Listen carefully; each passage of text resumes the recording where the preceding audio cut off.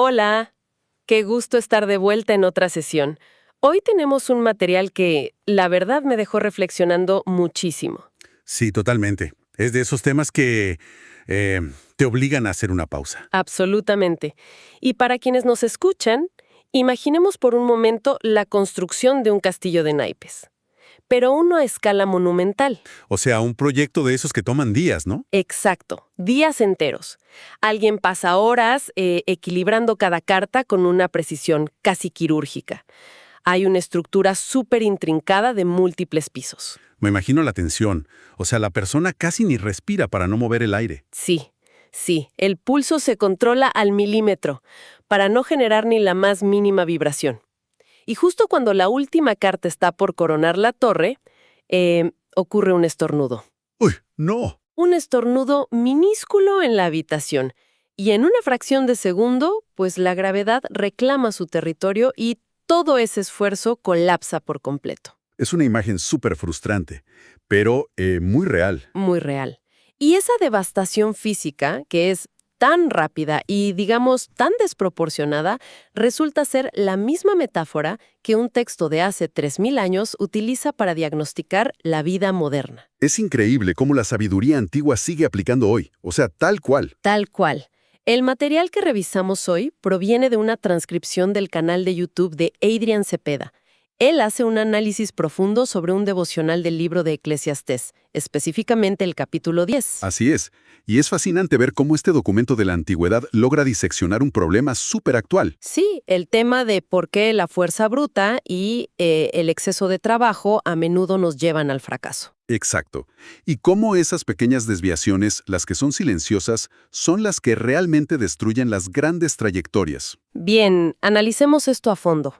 Porque aunque se trata de un texto espiritual, la psicología detrás de él es sorprendentemente práctica. Sí, es un documento que, o sea, nos obliga a mirar nuestra propia psicología. Lo que Cepeda extrae de aquí no es una simple lección moralista, ¿sabes? Allá es más profundo. Mucho más. Es casi un tratado científico sobre la causa y el efecto en el comportamiento humano. Vivimos en una época que, pues, idolatra el éxito repentino. Sí, le aterra el fracaso público. Totalmente. Pero el texto nos revela que las grandes caídas nunca son eventos aislados. Ni repentinos. Se gestan en lo invisible, en esas cosas pequeñitas. Y la primera imagen que nos lanza el material es de hecho un asalto a los sentidos. Habla de un perfume fino. El famoso ungüento del que habla el texto. Exacto. Un ungüento precioso que ha sido arruinado por algo insignificante. El texto antiguo dice literalmente que las moscas muertas apestan y echan a perder el perfume.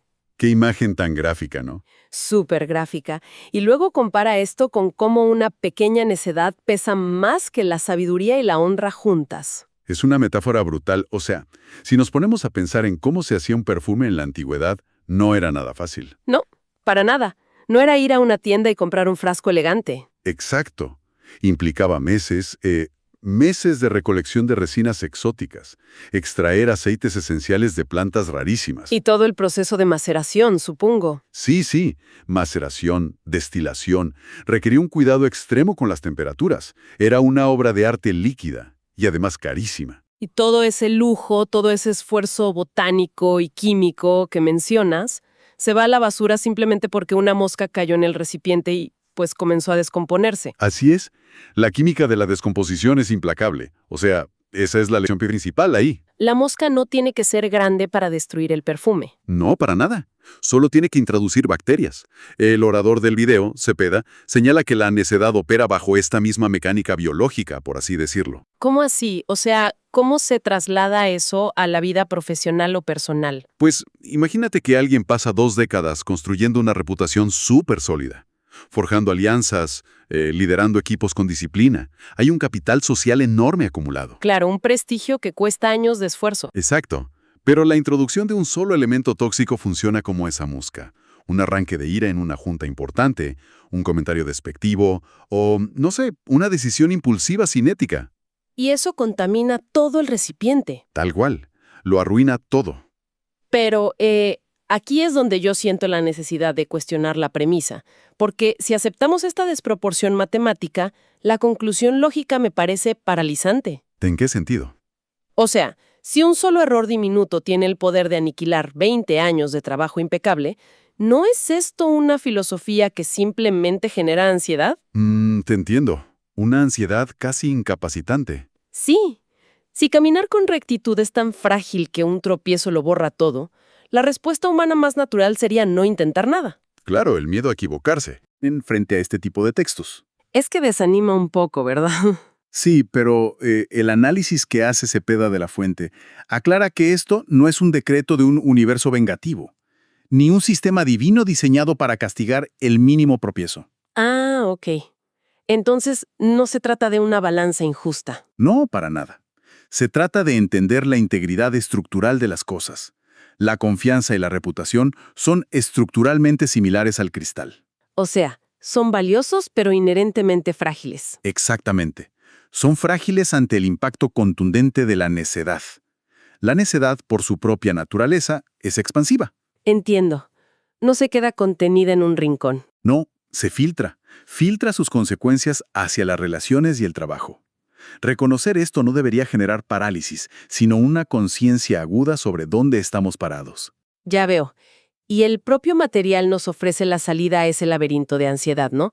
Porque la respuesta a esta fragilidad no puede ser obsesionarse con la perfección absoluta. Definitivamente no. El texto hace un giro magistral aquí. Si la protección no es la perfección, entonces, ¿cómo evitamos vivir paranoicos buscando moscas imaginarias en nuestro perfume todo el día? Pues, cambiando la métrica, el material deja de enfocarse en acciones aisladas y comienza a hablar de trayectorias. Ok, eso suena mucho más manejable. Sí. En el idioma hebreo original, cuando la fuente describe que, cito, el corazón del sabio se inclina al bien y el del necio busca el mal, el creador del video resalta un detalle clave, ¿Cuál es ese detalle? que las palabras utilizadas no describen un estado inmaculado de pureza moral, sino una dirección. Aquí es donde se pone muy interesante, porque entonces es un tema puramente direccional. Exacto.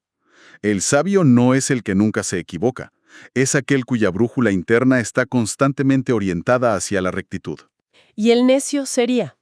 El que vive con la brújula desviada, sin importar si los pasos que da parecen inofensivos al principio. Esa distinción direccional me recuerda a un problema mecánico muy común. Pensemos en un automóvil que tiene una ligerísima desalineación en la suspensión. Un desbalance casi invisible.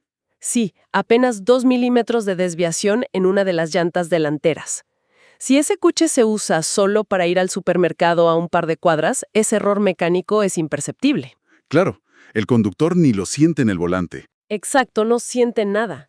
Pero si llevamos ese mismo automóvil a la carretera y conducimos 50,000 kilómetros, la historia cambia. Totalmente, la fricción entra en juego. Ajá, esa fricción microscópica comienza a devorar el caucho de manera irregular. Y un día, yendo a alta velocidad, la llanta simplemente estalla. ¡Wow! Y claro, ahí es fácil culpar a la carretera. Sí, o pensar que fue un accidente repentino. Pero la realidad es que el estallido fue dictado por esos 2 milímetros de desalineación años atrás. Esa es la mecánica exacta de lo que en sociología y también en psicología organizacional se conoce como la normalización de la desviación. ¿Qué concepto tan fuerte? Normalización de la desviación. Es fascinante. Explica cómo las personas y las organizaciones se acostumbran gradualmente a pequeñas anomalías. Porque como no causan un desastre inmediato, pues las aceptamos. Exacto. Se aceptan como parte normal del funcionamiento. Y en el contexto del devocional que estamos analizando, la necedad opera exactamente así. Nunca se presenta con luces de neón advirtiendo la destrucción, supongo. Para nada. Se presenta como una justificación silenciosa. Una pequeña decisión donde se ignora la ética por conveniencia, por ejemplo. O una actitud de orgullo donde uno simplemente deja de escuchar el consejo de los demás. Sí, tal cual. Como el auto desalineado, el desgaste silencioso pero constante. Y lo más peligroso de esa desviación es que, en lugar de arreglarla, nos adaptamos a ella. El conductor simplemente empieza a jalar el volante un poquito más fuerte hacia la izquierda. Para compensar que el coche se va hacia la derecha. Es un reflejo natural. Un reflejo que encaja perfectamente con el siguiente punto del material. Porque en nuestra vida moderna, nuestra forma de compensar esa falta de dirección es casi siempre aplicar más fuerza. Hoy sí, la famosa cultura del exceso de trabajo. Exacto. Fíjate cómo funciona el entorno laboral hoy. Vivimos inmersos en una cultura que glorifica el desgaste desmedido como la respuesta universal a todo. Si un proyecto no avanza, la gente que dice que trabajes más horas. Sí. O si una relación está fallando, si nos sentimos estancados, el consejo predominante es apretar los dientes, dormir menos, madrugar más. Empujar con mucha más violencia. Entonces, ¿qué significa todo esto? ¿Cómo choca esto con el texto antiguo? Pues aquí es donde la sabiduría antigua choca de frente con la modernidad. Utiliza otra metáfora brillante sobre la física del trabajo, la del hacha sin filo. Ah, claro, el versículo del hacha. Sí, el texto expone que si el hacha pierde su filo y no se vuelve a afilar, el único recurso que le queda al leñador es golpear la madera con más fuerza. ¿Qué es exactamente lo que hacemos hoy en día? Exacto. Pero el texto añade una conclusión vital. Dice que la sabiduría lleva al éxito. O sea, la física básica nos dice que un hacha afilada concentra toda la energía en un borde microscópico. Cortando las fibras limpiamente. Exactamente.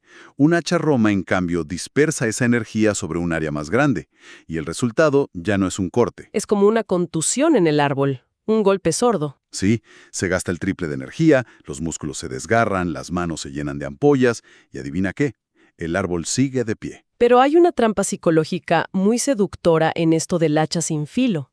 Cuando estamos golpeando ese árbol con una herramienta desafilada, todo ese dolor y sudor nos dan una ilusión de productividad. Es una trampa muy común. Creemos que estamos avanzando solo porque estamos sufriendo. Exacto. Confundimos el dolor del esfuerzo con la eficacia del resultado. Creemos que como terminamos exhaustos al final del día, inevitablemente debemos estar haciendo algo bien. Y el orador del video señala esta desconexión brutal.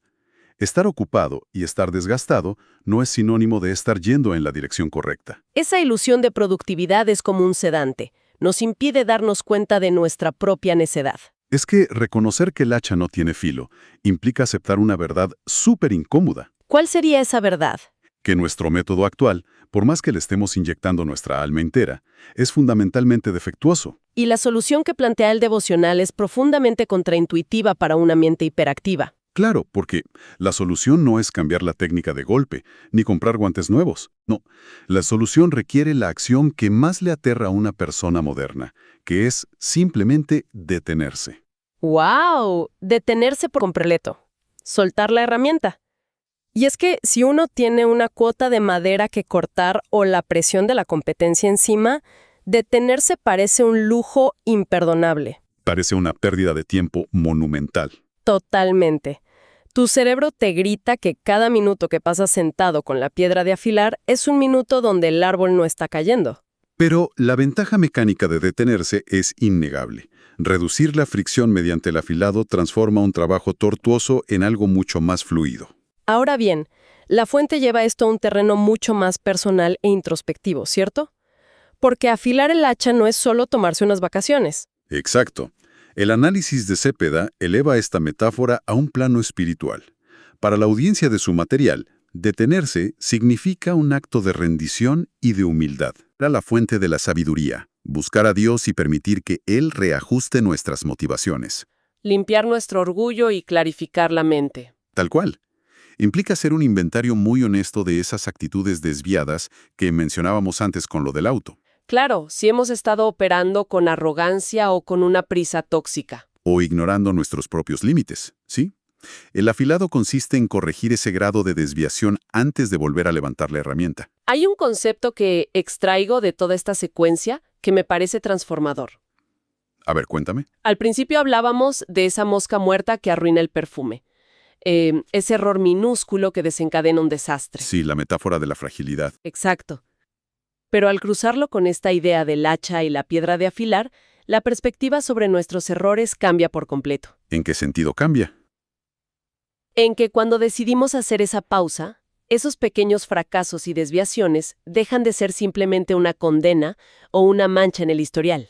Ah, ya veo hacia dónde vas. Si uno es lo suficientemente humilde para detenerse y analizarlos, el error mismo se convierte en la piedra de afilar. La fricción de habernos equivocado es precisamente lo que nos saca el filo para el siguiente golpe. ¡Qué buena forma de verlo! Siempre y cuando no sigamos golpeando a ciegas, claro. Exacto, siempre que hagamos la pausa. Es una síntesis brillante de la alquimia que propone la verdadera sabiduría, porque no niega la existencia del error. Ni la fragilidad de nuestra condición. Correcto. Lo que hace es reconfigurar el propósito del obstáculo. En lugar de permitir que la pequeña necedad fermente y destruya todo el sistema, la pausa reflexiva aísla el error. Aprendemos de su mecánica y calibramos la brújula nuevamente. Exactamente. Por supuesto, ese es un proceso que no todos están dispuestos a hacer solos. El orador del video, consciente del peso de esta introspección, deja abierta una puerta comunitaria. Eso me pareció un detalle súper importante hacia el final de su mensaje. Sí, hace un llamado a no llevar esa carga en soledad, ofreciendo un correo electrónico específico para apoyo. Para quienes necesiten a alguien que los acompañe en ese proceso de realineación. Así es, el correo que menciona es oraciones@cemu.com.ar, para cualquier persona que necesite ese acompañamiento. Y ese sentido de comunidad es vital, porque la inercia de seguir golpeando el árbol solos es fortísima. Es muy difícil frenar esa inercia sin ayuda. Totalmente. Si observamos el arco completo de lo que hemos explorado hoy, resulta fascinante cómo empezamos con un problema de aparente injusticia cósmica. La extrema fragilidad ante un solo paso en falso. Ajá. Y sin embargo, al desentrañar la lógica subyacente, vemos que el texto nunca tuvo la intención de paralizarnos con el miedo a cometer un error. Al contrario, Nos muestra que la ruina no viene del tropiezo ocasional. viene de la ceguera de negarse a mirar la brújula.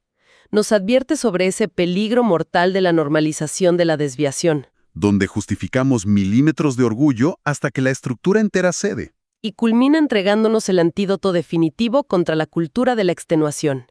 Nos quita el peso de tener que compensar nuestra falta de dirección con fuerza bruta. La revelación de que la sabiduría lleva al éxito es, en el fondo, una invitación al descanso estratégico. Me encanta ese término, descanso estratégico. Es entender que la verdadera eficiencia no grita, no suda innecesariamente, ni se jacta de sus niveles de estrés. Simplemente sabe cuándo es momento de dejar de talar para cuidar de la herramienta. Es una lección de física, de psicología y, en última instancia, de supervivencia. Especialmente para cualquier mente que busque operar a largo plazo sin romperse en el proceso. Totalmente de acuerdo. Y al mirar hacia nuestras propias rutinas, esas donde corremos de una urgencia a otra, sintiendo que apenas rozamos la superficie de los problemas a pesar del cansancio abrumador, queda claro que el problema rara vez es el árbol frente a nosotros. El problema suele estar en nuestras manos. Así es. Así que, para dejar una semilla en la mente de quienes nos escuchan, algo que nos obligue a pensar, consideremos esto. Todos sabemos intelectualmente que un hacha sin filo es inútil y peligrosa. Nadie en su sano juicio discutiría eso. Exacto. Sin embargo, ¿cuáles son esas herramientas desafiladas, esa relación desgastada, ese hábito de trabajo autodestructivo o ese patrón de orgullo que seguimos blandiendo violentamente todos los días? Simplemente porque nos aterra el silencio y la vulnerabilidad que requiere sentarnos a afilarlas. Una pregunta para llevarnos de tarea. Gracias por acompañarnos en este análisis a fondo. Hasta la próxima.